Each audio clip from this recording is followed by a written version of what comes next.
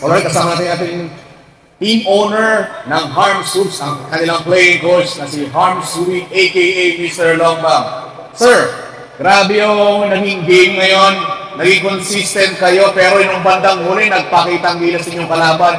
Pero, grabe yung pinagdaanan nyo, pinakitaan nyo kami na kondisyon kayo ngayon, ang buong team. Ano yung naging sikreto nyo para makamit itong championship ng AGBL?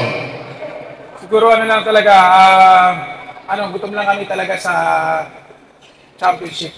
Kasi this year wala pa kami championship eh. So talagang pinaghirapan din ng mga teammates ko, lahat kami. So kahit na hindi ko nakukuha yung rhythm ko, tuloy-tuloy pa rin sila sa laro.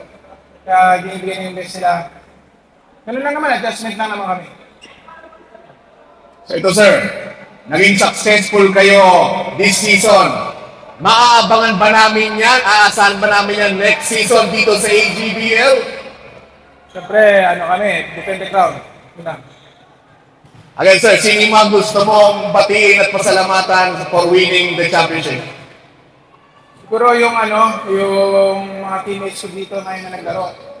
Sila Leclerc Torres, sila Aldous Paz, Salenga, PJ, Itesa, Partison, kahit wala dito, nag-left and good.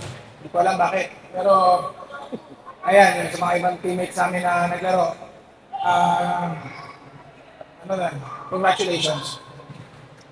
Again, our playing coach of Team Harms Hoops, Mr. Harms Sweet, aka Mr. Longbang.